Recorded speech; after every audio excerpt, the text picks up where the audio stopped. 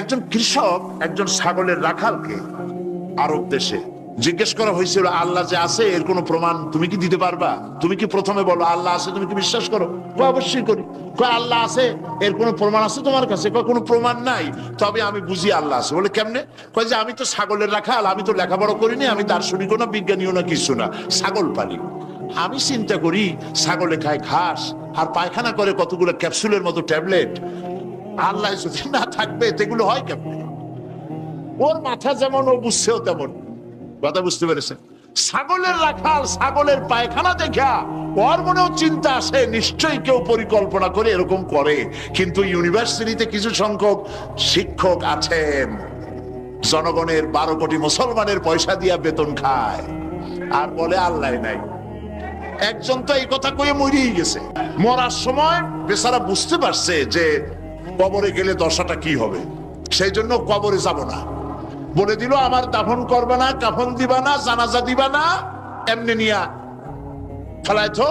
তারপরে কি বলে মেডিকেল কলেজে দিয়ে দিও, ছেলেরা আমাকে অপারেশন করিয়া কাটাছেড়া করিয়া অপারেশন শিখবে। তার ওসিয়ত অনুযায়ী কাজ হয়েছে। এত বড় বুদ্ধিজীবী, তো তার ওসিয়ত তো শোনাই লাগে। ওর কাফনও হয় নাই, দাফনও হয় নাই, গোসলও হয় নাই, কপালে নাই, কি হবে? তারপরে থুইসে বার্ডেমের মধ্যে কিছুদিন পর তাকে পাঠানো হয়েছে মেডিকেল কলেজে।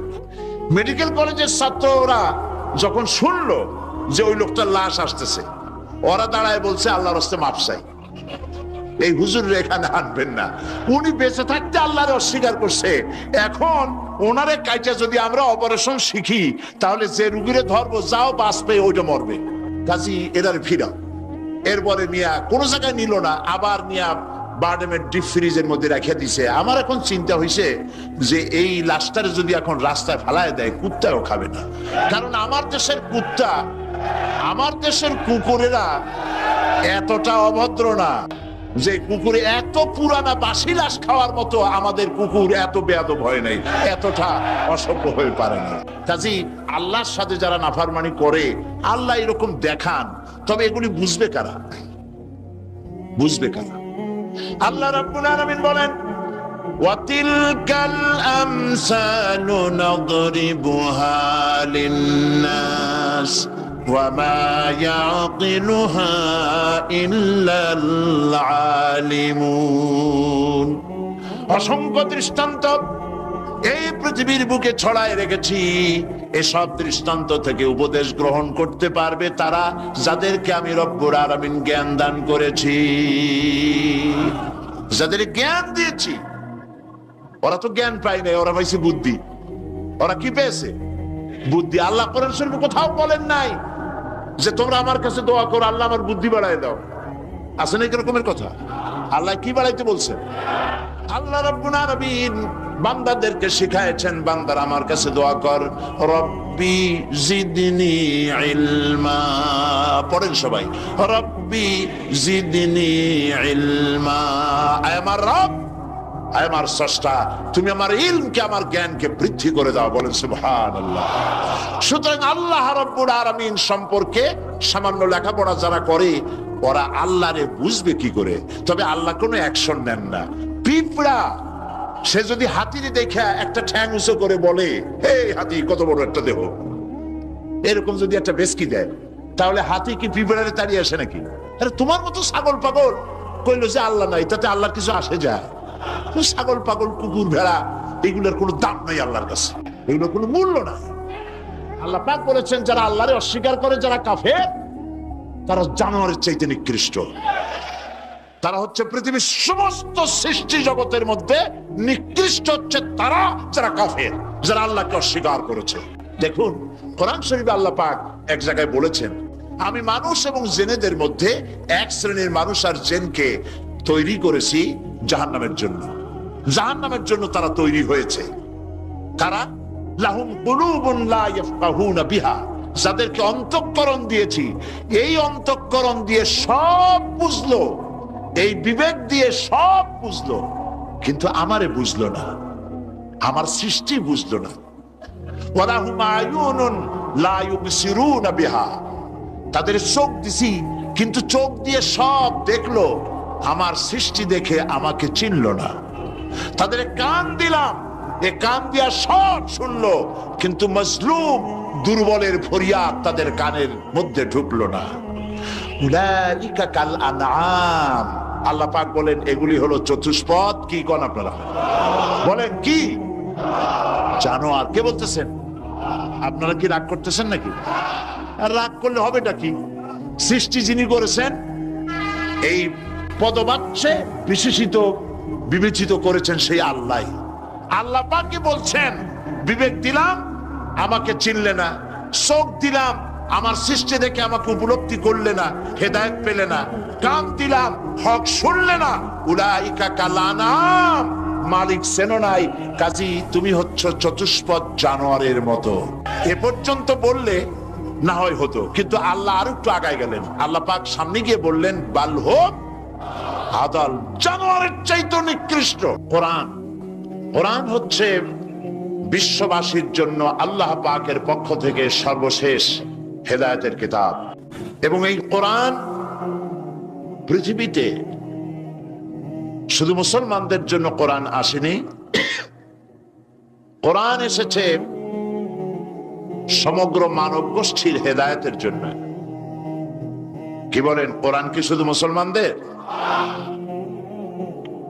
কোরআন সম্পর্কে আল্লাহ পাক বলেছেন হুদাল লিন্নাস, হাদা বায়ানুন লিন্নাস। এটা গোটা বিশ্বের সমগ্র মানব গোষ্ঠীর জন্য আল্লাহ পাক কোরআন নাজিল করেছেন। কি জন্যে নাজিল করার কারণ হচ্ছে মানব গোষ্ঠী সহ সমস্ত সৃষ্টির স্রষ্টাকে, বলুন সবাই, সৃষ্টি মধ্যে শ্রেষ্ঠ সৃষ্টিকে মানুষ, সেই মানব গোষ্ঠী যেন আল্লাহ থেকে বিচ্ছিন্ন হয়ে না যায়।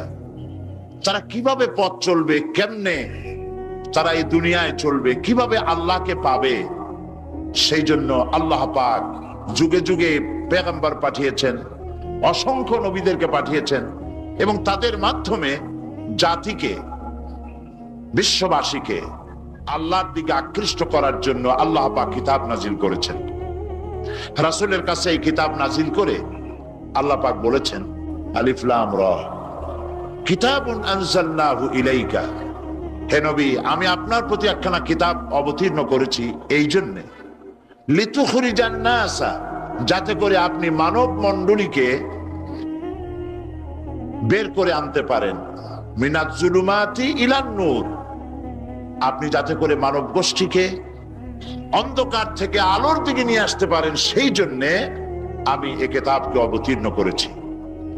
গোটা বিশ্ববাসী ছিল অন্ধকারের মধ্যে, আর আল্লাহ ইসলাম দিলেন, ইসলামের নাম, ইসলাম হচ্ছে আলো, আর একখানা কিতাব দিলেন, সেই কিতাবের নাম হচ্ছে কোরআন শরীফ। কিতাবখানার নাম কি? কোরআন শরীফ। আপনারা লক্ষ্য করুন, রাসূল করিম সাল্লাল্লাহু আলাইহি সাল্লাম যখন পৃথিবীতে এসেছিলেন তখন সমাজের অবস্থা কেমন ছিল? খারাপ ছিল না ভালো ছিল? ভালো ছিল না খারাপ ছিল? অত্যন্ত খারাপ ছিল। এই খারাপ জাতিকে, এই ধ্বংস প্রায় জাতিকে রাসূল করিম সাল্লাল্লাহু আলাইহি সাল্লাম ভালো করতে পেরেছিলেন নাকি পারেন নাই? একটি কথা আপনারা মনে রাখুন, মানুষের জীবনে মায়ের পেট থেকে যখন পৃথিবীতে আসে তখন তার শৈশব কাল, তার থেকে আসে কৈশোর, কৈশোর থেকে এসে তারুণ্য, এরপরে আসে যৌবন, তারপরে আসে বার্ধক্য।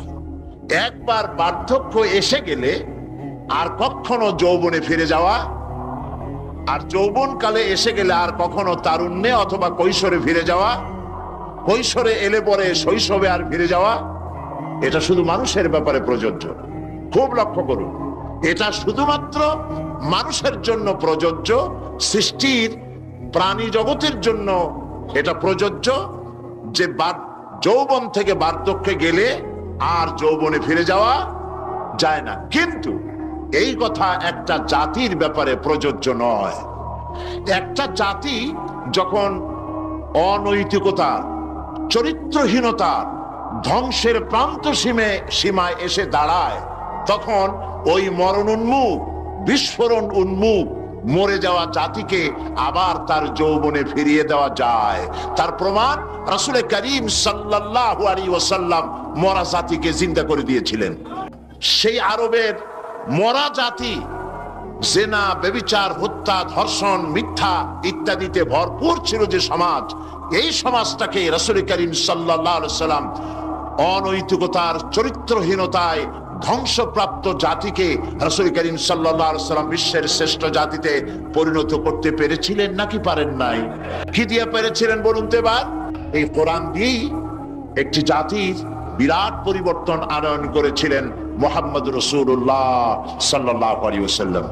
দেখুন, স্কুল, কলেজ, ইউনিভার্সিটি, মাদ্রাসাগুলিতে পরীক্ষা হয়, লেখাপড়া হয় এবং প্রত্যেকটি ক্লাসে অনেকগুলি সাবজেক্ট থাকে, সিলেবাসের অনেক বই থাকে। এই অনেকগুলি বই, সাবজেক্ট ইত্যাদির উপরে পরীক্ষা দিয়ে আমরা কি পাই? প্রোডাকশন কি হয়? চরিত্রহীন, দুশ্চরিত্র, বেনামাজি, হত্যা, ধর্ষণ, চুরি, ডাকাতি ইত্যাদি বৃদ্ধিপ্রাপ্ত হচ্ছে সারা বিশ্বব্যাপী, ঠিক কিনা? এবার দৃশ্যের অপর পৃষ্ঠ দেখুন, রাসূল করিম সাল্লাল্লাহু আলাইহি ওয়াসাল্লামের কাছে একটা বিশ্ববিদ্যালয় ছিল। আজকে যেমন পৃথিবীতে অনেক বিশ্ববিদ্যালয় আছে, রাসূলের কাছেও একটা ইউনিভার্সিটি ছিল। সেই ইউনিভার্সিটির নাম হলো আল হেরা ইউনিভার্সিটি। এই আল হেরা ইউনিভার্সিটির চ্যান্সেলর ছিলেন আল্লাহ রাব্বুল আলামিন, আর এর ভাইস চ্যান্সেলর হলেন মুহাম্মদুর রাসূলুল্লাহ সাল্লাল্লাহু আলাইহি ওয়াসাল্লাম। এই বিশ্ববিদ্যালয়ে যে সব ছাত্ররা তৈরি হয়েছিলেন, সেই সব ছাত্রদেরকে আপনারা কি চেনেন? সেসব ছাত্রদের নাম শুনুন।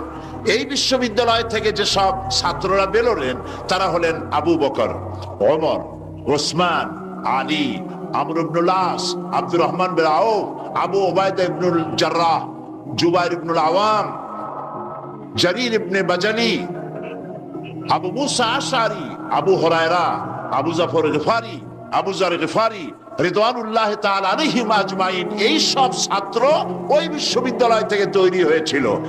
আজ যদি পৃথিবীর সমস্ত বিশ্ববিদ্যালয় একত্রিত হয়ে প্রচেষ্টা চালায়, হযরত ওমরের মতো একজন মানুষ বানাতে পারবে কি? তাহলে রাসূল করিম সাল্লাল্লাহু আলাইহি ওয়াসাল্লাম তার ওই বিশ্ববিদ্যালয়ের সিলেবাসে বই ছিল মাত্র 2 খানা।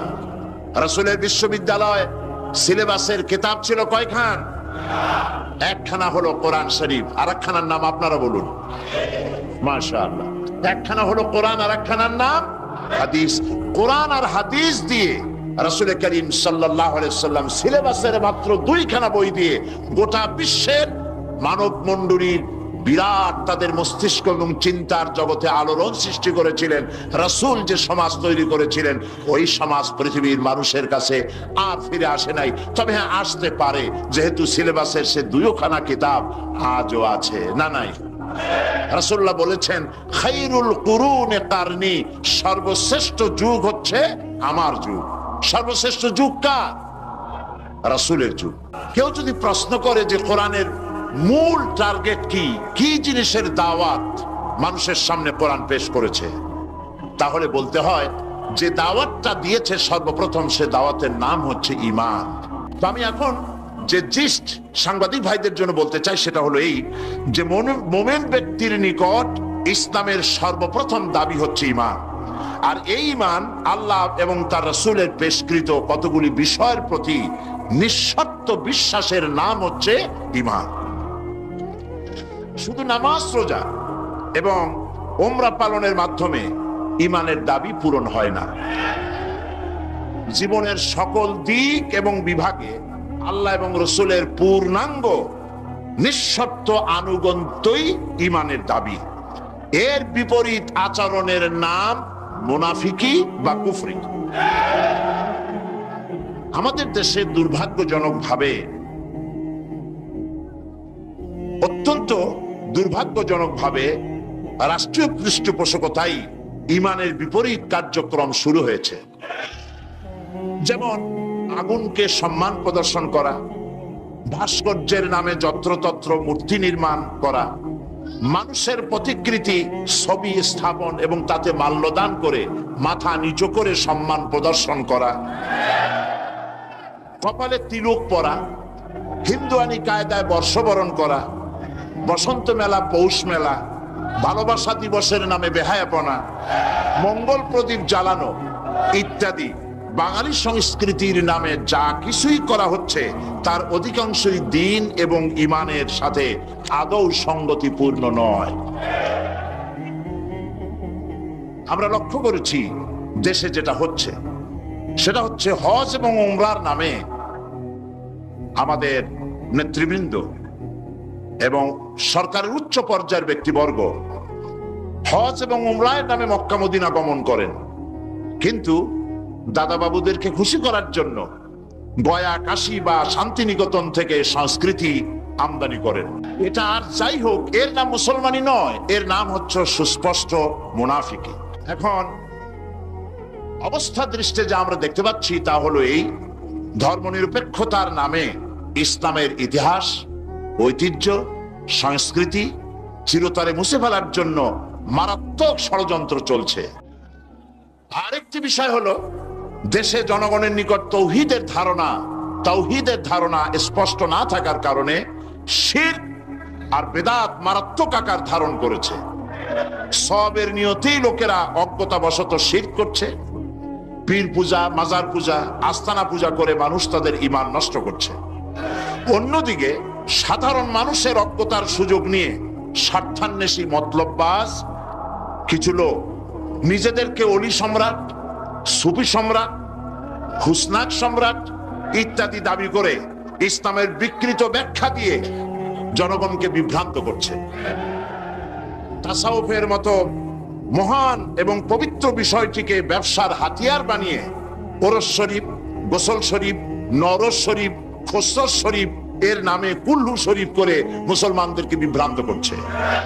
এমত অবস্থায় প্রত্যেক মুসলমান নরনারীকে ইসলামের সর্বপ্রধান এবং সর্বপ্রথম দাবি ঈমানকে কোরআন এবং হাদিসের আলোকে বুঝে নিতে হবে এবং এর দাবি পঙ্খু রূপে মুসলমানদের মেনে চলতে হবে। এই হলো আজকের বক্তৃতার সারাংশ আমি সাংবাদিক ভাইদের জন্য তুলে ধরলাম। কোরআনে কারীমের মূল দাওয়াত হচ্ছে ঈমান। সেই কথাটি কোরআনে কারীম থেকে আল্লাহ পাক বলছেন। আমরা চাই পৃথিবীতে শান্তি চাই আর আখিরাতে মুক্তি চাই। কয়টা জিনিস চাই আমরা? দুটি জিনিস। একটা চাই পৃথিবীতে শান্তি আর আখিরাতে মুক্তি। এই তিনটি জিনিস আমরা দাবি করি বা চাই। এখন এই শান্তি, দুনিয়ার শান্তি এবং আখিরাতের মুক্তি কিভাবে হবে সেজন্য আল্লাহ পাক বলছেন, ইয়া আইয়ুহাল্লাযীনা আমানু হাল আদুল্লুকুম আলা তিজারাতিন তুনজিকুম মিন আযাবিন আলীম تؤمنون بالله ورسوله وتجاهدون في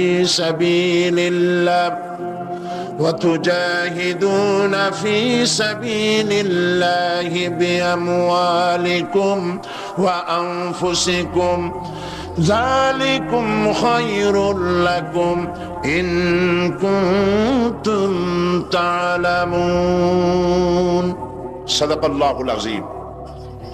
আল্লাহ পাক বলছেন সূরা আস-সাফ, হে বিশ্বাসীরা, তোমরা যারা ঈমান এনেছো শোনো, আমি কি তোমাদেরকে এমন একটা ব্যবসার কথা বলবো না যে ব্যবসায় তোমাদেরকে জাহান্নামের কঠিন পীড়াদায়ক শাস্তি থেকে রক্ষা করবে? এমন একটি ব্যবসার কথা আমি কি তোমাদেরকে বলবো না? তার মানে হচ্ছে অবশ্যই আমি তোমাদেরকে এরকম একটি ব্যবসার কথা বলবো। সুবহানাল্লাহ বলেন। কিভাবে চললে পরে জাহান্নাম থেকে মুক্তি পাওয়া যাবে সে কথাটি আল্লাহ পাক গোপন রাখেননি, ওপেন সিক্রেট। তিনি তো বান্দাদেরকে এজন্য সৃষ্টি করেন নাই যে বান্দাগুলি তিনি সব জাহান্নামে দিবেন। তিনি তৈরি করেছেন মানুষকে হেদায়েত যেন তারা পায়, সেই জন্য আল্লাহ পাক তাকে জ্ঞান দিয়েছেন, নবী দিয়েছেন, কিতাব দিয়েছেন। আল্লাহ পাক বলছেন আমি অবশ্যই এমন একটা ব্যবসার কথা তোমাদেরকে বলবো। সেই ব্যবসাটা কি? সেই ব্যবসাটা হচ্ছে, সেই ব্যবসার জন্য তিনটা পুঁজি লাগবে। কয়টা পুঁজি? একটা হচ্ছে ঈমান বিল্লাহ, আল্লাহর প্রতি ঈমান। আরেকটা হচ্ছে রাসূলের প্রতি ঈমান। আর একটা হচ্ছে আল্লাহ রাস্তায় জিহাদ করা, মাল দিয়ে আর জান দিয়ে। এই তিনটি জিনিস। ঈমান আনা ফরজ। ঈমান আনা কি? আল্লাহর প্রতি ঈমান আনা কি? রাসূলের প্রতি ঈমান আনা কি?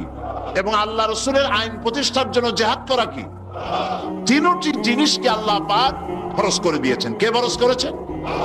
আসুন ধীরে ধীরে আমরা এই তিনটি বিষয় আলোচনা করি। ব্যবসার কথাটা আল্লাহ বললেন কেন? ব্যবসার কথাটা এই জন্য বলেছেন, এর মধ্যে দুটি কারণ আছে। একটা কারণ হলো এই যে মানুষেরা ব্যবসাটা বোঝে খুব ভালো, ব্যবসার দিকে মানুষের মনটা খুব আকৃষ্ট থাকে। অল্প কাজ করে যদি বেশি মুনাফা পাওয়া যায়, মিনিমাম লেবার ম্যাক্সিমাম প্রফিট, মানুষ দেখবেন লাফায় পড়বে সেই কাজের জন্য। মাওলানা এহতেশামুল হক থানভী রহমতুল্লাহ আলাইহি তার এক ওয়াজের মধ্যে বলেছেন, আমি শুনেছিলাম, তিনি বলেছেন কিয়ামতের দিন, এটা রূপক কথা, কোরআন হাদিস নয়। কিয়ামতের দিন এক ব্যক্তিকে উপস্থিত করা হবে, তাকে ফেরেশতারা জিজ্ঞেস করবে যে আল্লাহর বান্দা, তোমার তো নেক এবং পুণ্য, পুণ্য এবং পাপ, নেক এবং বদ দুটি জিনিসই সমান সমান। এখন বলো তুমি কোথায় যাবা? তুমি কি বেহেশতে যাবা না তুমি দোজখে যাবা? লোকটি বলছে, সেই লোকটি ছিল খুব বড় ব্যবসায়ী, সে বলছে ফেরেশতা ভাই, আমি দোজখও চিনি না বেহেশতও চিনি না, যেখানে গেলে আমার 2 পয়সা লাভ হবে সেইখানে আমি তোমায় আমারে পাঠাও। এর দ্বারা বোঝা যায় যে মানুষেরা ব্যবসার দিকে খুব বেশি আকৃষ্ট থাকে। যদি লস হয় দারুণ ভাবে মন খারাপ করে, একেবারে যায় যায় অবস্থা হয়ে যায়। এই জন্য ব্যবসার কথা আল্লাহ তুলে ধরলেন যাতে করে মানুষের মনটা ব্যবসার কথা শুনে আকৃষ্ট হয়। এ হলো এক। 2 নম্বরে, ব্যবসা করতে শুধুমাত্র পুঁজি লাগে না, আরো অনেক কিছু লাগে। শুধু পুঁজি হলে কি ব্যবসা হয়?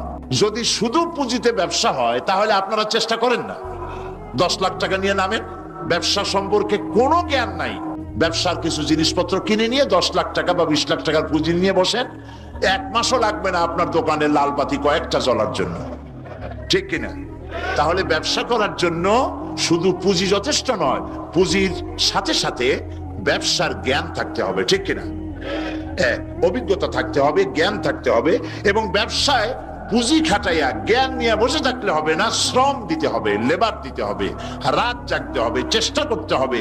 দেশ বিদেশের ওই মালের, যে মালের ব্যবসা আপনি করেন তার দাম কোথায়, কেমন, কোথা থেকে কিনলে লাভ, আপনি এখানে বিক্রি করলে লাভ বেশি হবে, এই সব ব্যাপারে চিন্তা ভাবনা করতে হবে, শ্রম দিতে হবে, মেধা দিতে হবে, রাত জাগতে হবে, দৌড়দৌড়ি করতে হবে।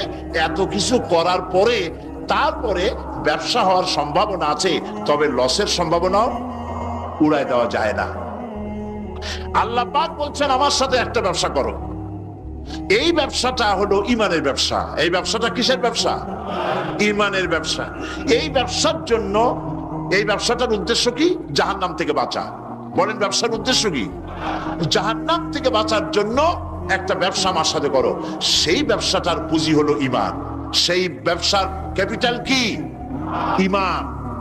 সেই ঈমান লাগাইয়া বসে থাকলে হবে না, শুধু পড়লে হবে না লা ইলাহা ইল্লাল্লাহু মুহাম্মাদুর রাসূলুল্লাহ। জোরে পড়েন লা ইলাহা ইল্লাল্লাহ, লা ইলাহা ইল্লাল্লাহ, লা ইলাহা। অল্প দিবা। লা ইলাহা ইল্লাল্লাহু মুহাম্মাদুর রাসূলুল্লাহ। এই কলেমার পুঁজি খাটাইয়া বসে থাকলে হবে না, ঈমানের জন্য পুঁজি খাটাতে হবে। পুঁজি হলো জাহান্নাম থেকে বাঁচার জন্য, পুঁজি হলো ঈমান। সেই ঈমান খাটাইয়া কলেমা পড়ে বসে থাকলে হবে না, শ্রম দিতে হবে, চিন্তা করতে হবে, রাত জাগতে হবে।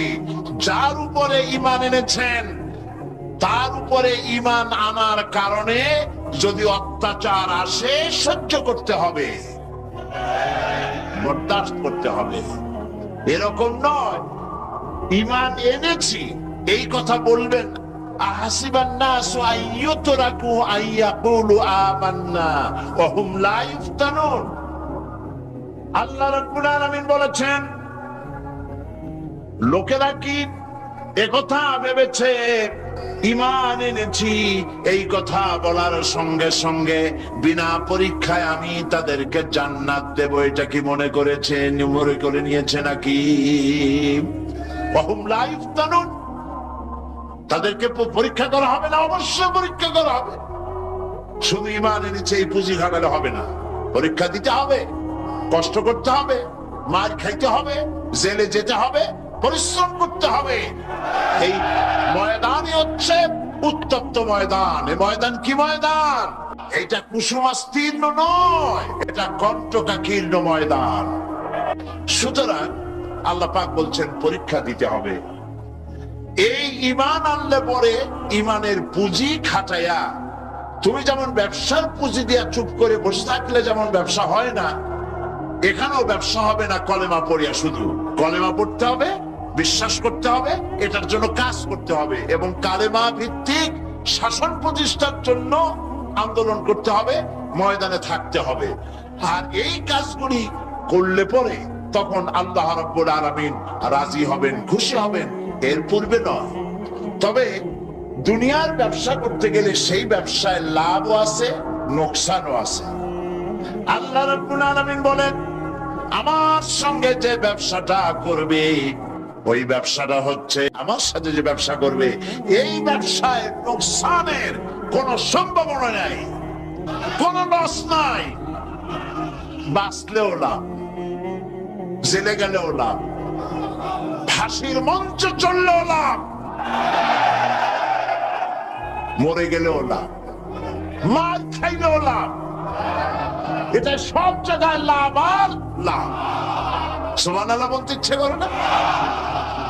কারণ তুমি মার খাচ্ছ কার জন্যে? জেলে যাচ্ছ কার জন্যে? ফাঁসির মঞ্চে চড়ছ কার জন্যে? সুতরাং তোমার তো কোনো দুঃখ থাকার কথা নয়, তোমার তো কোনো চিন্তা থাকার কথা নয়। আমাকে তো আমার আল্লাহ শিখেই দিছেন কি, কুল ইন্না সালাতি ওয়া নুসুকি ওয়া মাহইয়ায়া ওয়া মামাতি লিল্লাহি রাব্বিল আলামিন। পড়েন আমার সাথে। আল্লাহ পাক বলেন, বলো নিশ্চয়ই আমার নামাজ, আমার কুরবানি, আমার হায়াত, আমার মওত সবকিছু আল্লাহ রাব্বুল আলামিনের জন্য। কার জন্য? তাহলে মুমিনের কি কোনো দুঃখ থাকার কথা, কোনো কষ্ট থাকার কথা? নিশ্চয়ই নয়। মুমিন সর্বাবস্থায় আল্লাহর উপরে রাজি থাকবে, খাইরিহি ওয়া শাররিহি মিনাল্লাহি তাআলা। আমার উপরে যদি কোনো বিপদ আসে অথবা আমার যদি কোনো সুখ আসে, সবকিছু কার পক্ষ থেকে? হয়রান হওয়ার, পেরেশান হওয়ার কোনো কারণ নাই। আমার জন্য যা হয় তার মধ্যে কল্যাণ আছে। আমি বুঝি না কল্যাণটা কত দূরে, তবে কল্যাণ হবেই হবে ইনশাআল্লাহ। আল্লাহ পাক বলছেন, শোনো, আল্লাহর উপরে ঈমান আনতে হবে। তুমিনুনা বিল্লাহ। আমরা কি জাহান্নাম থেকে বাঁচতে চাই? তাহলে আল্লাহ পাক বলছেন আমার উপর ঈমান আনো।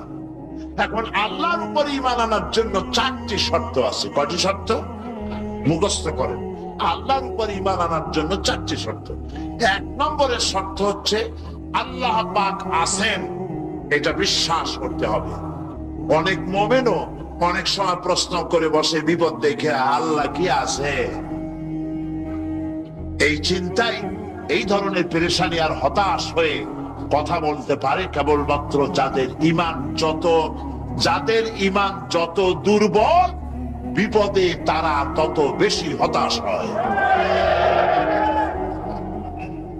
আর ঈমান যত সবল, সে জানে যে আল্লাহ পাকের ফয়সালার অতিরিক্ত কিচ্ছু হবে না, যা হবে সবটাই আমার আল্লাহর ফয়সালা। কার ফয়সালা? সুতরাং আল্লাহ পাকের উপরে ঈমানটা আনতে হলে 4টি শর্ত লাগবে। একটা হচ্ছে আল্লাহর উপরে ঈমান এনেছে, এই কথাটা বললেই হবে না। ঈমান এনেছি চারটি শর্ত লাগবে। প্রথম হচ্ছে আল্লাহ আছেন, এটা স্বীকার করতে হবে, বিশ্বাস করতে হবে। 2 নম্বরে আল্লাহর গুণাবলী সহ আল্লাহকে বিশ্বাস করতে হবে। 3 নম্বরে আল্লাহর ক্ষমতাটাকে স্বীকার এবং বিশ্বাস করতে হবে। 4 নম্বরে আল্লাহ পাকের আদেশ এবং নিষেধ এর উপরে বিশ্বাস করতে হবে। আসলে একটা একটা করে আলোচনা করি। 1 নম্বরে আল্লাহ আছেন। আমার মনে হয় এই ব্যাপারে বক্তৃতা করার কোনো দরকার নাই, কারণ আল্লাহ নাই এই চিন্তা যারা করে তাদের এই মাহফিলে এসে বসার কোনো জরুরত নাই, ঠিক কিনা? তা আমি ধরে নিতে পারি যে যারা আসছেন, বসে আছেন, দাঁড়ায় আছেন, সব আল্লাহরে বিশ্বাস করে। সুবহানাল্লাহ। আল্লাহ ছিলেন, আছেন, থাকবেন। যারা বিশ্বাস করে না এগুলো পোড়া কপাল, ঠিক কিনা? এই পোড়া কপাল নেই। তবে আমি যদ্দূর লেখাপড়া করেছি, যদ্দূর আমি পড়াশোনা করেছি, তাতে আমি দেখেছি আল্লাহ সম্পর্কে সন্দেহ পোষণ কোন কৃষক করে না, কোন রিক্সাওয়ালা করে না, কোন কুলি মজুর করে না, কোন চিনেবাদাম বিক্রেতা করে না, কোন মাঝিরা, নৌকার মাঝিরা করে না, সাধারণ মানুষেরা করে না। আল্লাহর ব্যাপারে কোন সন্দেহ পোষণ করে না। সন্দেহ পোষণ করে কারা? বুদ্ধির ঠেলায় মাথায় চুললাই যাদের। ওই কয়েকটা পাতা ইংরেজি বই পড়ছে। আরে থামো, ওই আরে নাইছো না, থামো। তো কথা হচ্ছে যে ইউনিভার্সিটিতে কয়েকদিন ঘোরাফেরা করছে, শান্তিনিকেতন থেকে ফায়েজ ও বারাকাত লাভ করেছেন। এরপরে বলছে সব বুঝেছি। লোকেরা জিজ্ঞেস করে, বাবাজি কি বুঝেছ? কয় দেয়ার ইজ নো গড। ওর বাপের মাথা বুঝছে। আল্লাহ বলতে কেউ নাই, লেখাপড়া করে এইটা বুঝছে। হায় রে কপাল পোড়া।